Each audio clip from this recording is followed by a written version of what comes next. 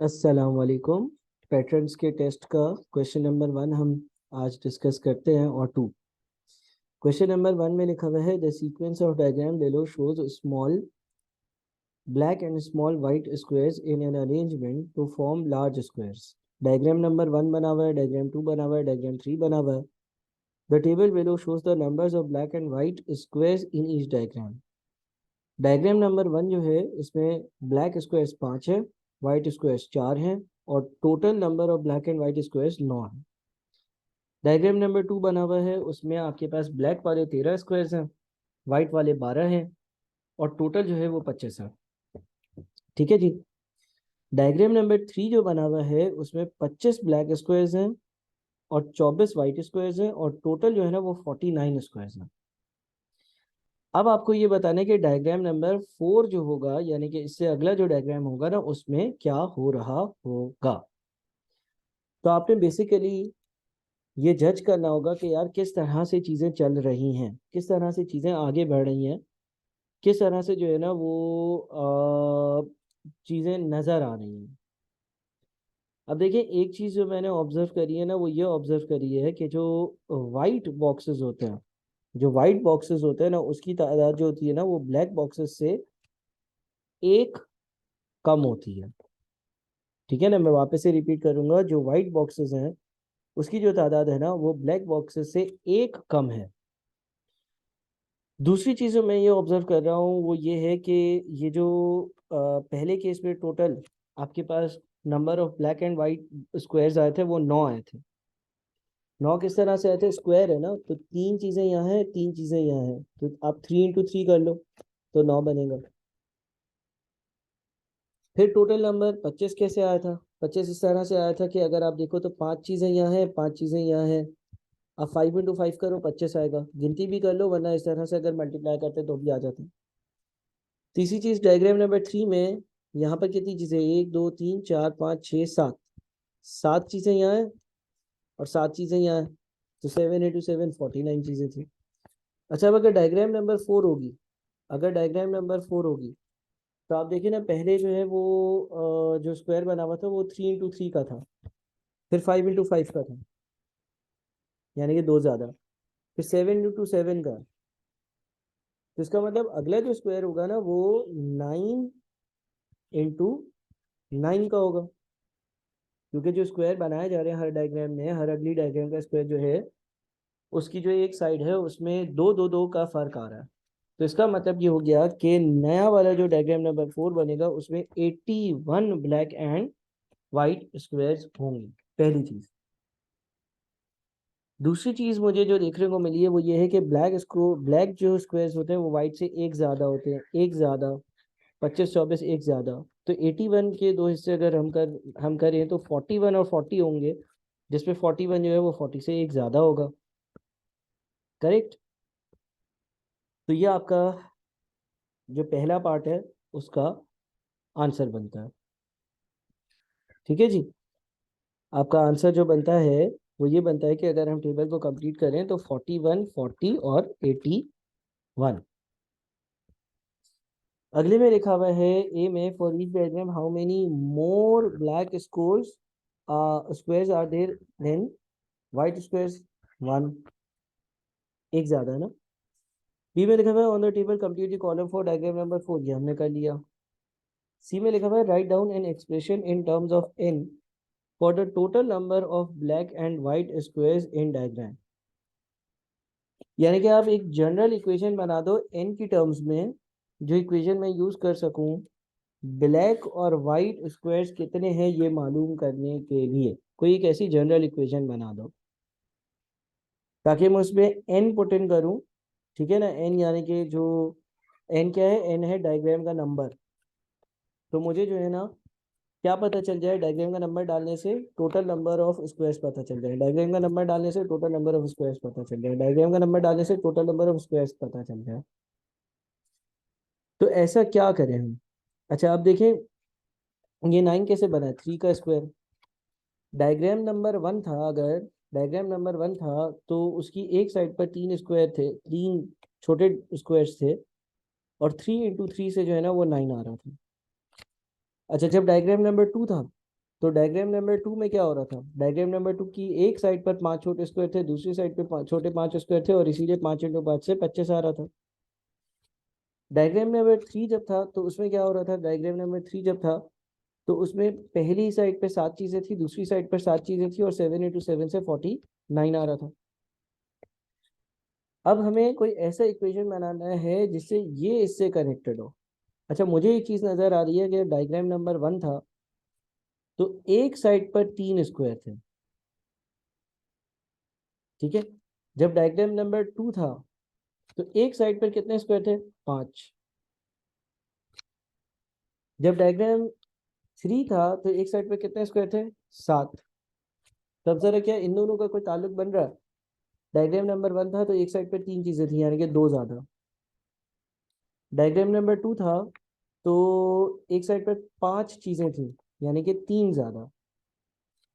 Diagram number 3 था तो एक साइड पर 7 छोटे स्क्वायर थे, यानी कि 4 ज्यादा। तो ऐसा तो नहीं है कि मैं, है ना, सिर्फ और सिर्फ यूं लिख दूं n+2।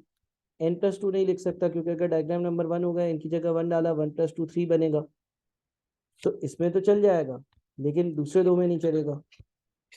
अच्छा, तो कोई और रिलेशन अगर हम देखें तो हम ये देख सकते हैं कि अगर हम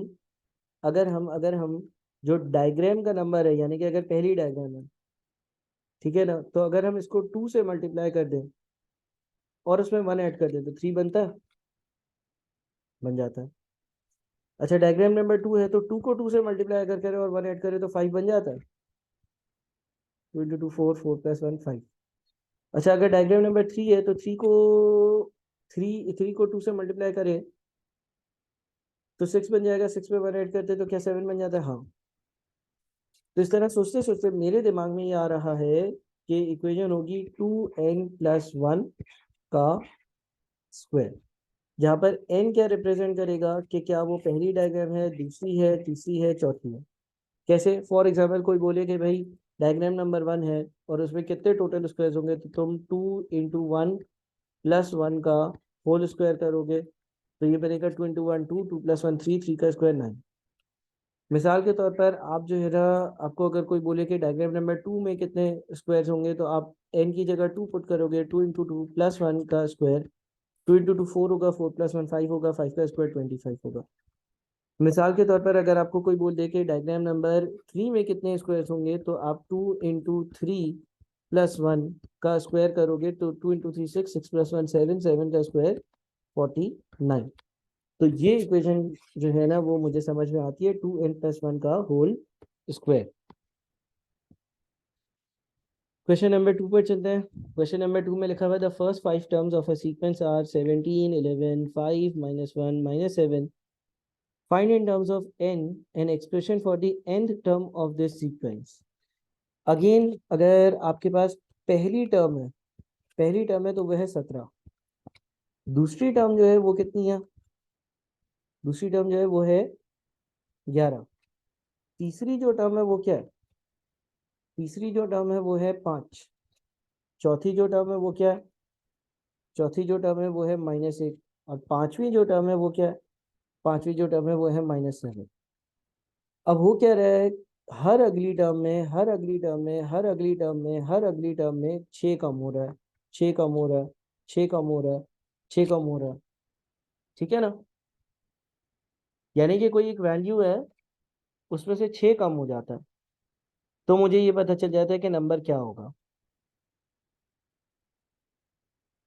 अच्छा, अब अगर पहली टर्म की बात करें तो कोई ऐसा नंबर सोचो कि जिसमें से 6 कम करें तो 17 आ जाए।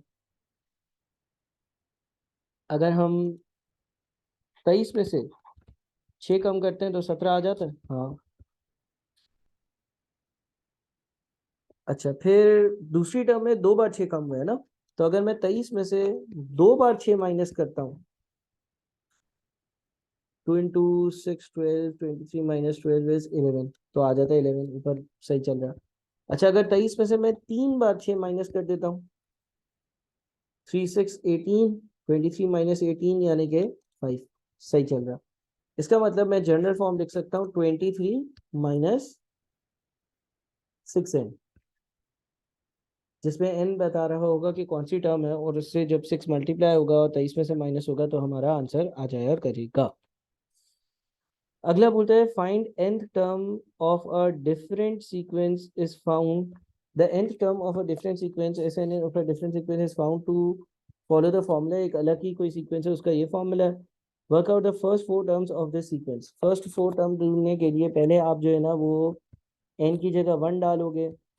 जब n की जगह 1 डालोगे तो ये बन जाएगा 1 + 3 यानी कि 4। फिर आप n की जगह 2 डालोगे। जब 2 डालोगे तो 2 का स्क्वायर प्लस 3 इंटू 2, 3 2 ज़ा 6, 6 + 4 10। अच्छा, थर्ड टर्म ढूंढने के लिए आप n की जगह 3 डालोगे। 3 का स्क्वायर प्लस 3 इंटू 3, 3 इंटू 3, 3 3 ज़ा 9, 9 और 9 18। अच्छा, फिर जब आप 4 डालोगे तो ये बन जाएगा 4 का स्क्वायर प्लस 3 इंटू 4। 3 इंटू 4 12, 12 और 4 इंटू 4 16, 16 और 12 28। फिर उसमें बोला the nth term Tn of another sequence is found using the formula. एक और फॉर्मूला यूज कर कोई और सीक्वेंस है उसकी टर्म्स ढूंढी जाती हैं। There are two values of n, दो वैल्यूज n की ऐसी हैं for which Sn upon Tn is equal to 6। Form and solve an equation in n to find these two values. दो n की वैल्यूज ऐसी हैं जिसमें मैं Sn को Tn से डिवाइड करता हूँ तो आंसर 6 आता है। Sn का मतलब हो गया n square plus 3n, Tn का मतलब हो गया 5n माइनस 12। जब एस एन टी एन से डिवाइड होता है तो आंसर जो है ना वो 6 आता है। अब इसको सॉल्व करके एन ढूंढते हैं कि कौन से एन हो सकते हैं ऐसे जिससे वो डिवाइड करें तो आंसर 6 आए। तो ये बनेगा n square plus 3n, 6 into 5 30n, और 12 इंटू 672। ठीक है, फिर ये बन जाएगा n स्क्वायर। अच्छा, ये प्लस का 3n है, 30 का प्लस 30n जो है वो उल्टे हाथ पर आएगा तो -27n हो जाएगा। और ये माइनस का 72 है, ये भी अगर उल्टे हाथ पर आता है तो प्लस का 72 इज इक्वल्स टू 0। ठीक है, फिर हमें मिड टर्म ब्रेक करनी पड़ेगी। मिड टर्म ब्रेक करनी पड़ेगी या फिर क्वाड्रेटिक फॉर्मूला यूज़ करना पड़ेगा n की वैल्यू ढूंढने के लिए। क्वाड्रेटिक फॉर्मूला अगर चले मिड टर्म अगर ब्रेक करते हैं।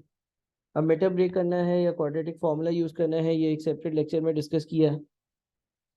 तो 72 2 से डिवाइड होगा तो 36 आता है। 72 अगर 3 से डिवाइड हो जाता है, हाँ ऐसा हो सकता है कि हम इसको लिखें n square minus 24n minus 3n plus 72 is equals to 0। n common लिया तो यहाँ पर n माइनस 24, यहाँ पर -3 कॉमन लिया तो n minus 24 is equals to 0। n minus 3 एक जगह, n माइनस 24 दूसरी जगह is equals to 0। n minus 3 is equals to 0, n is equals to 3। n minus 24 is equals to 0 और n इज इक्वल्स टू 24। ये दो values होंगी। n की इन दो वैल्यूज पर Sn ओवर Tn जो है ना वो 6 के बराबर होगा।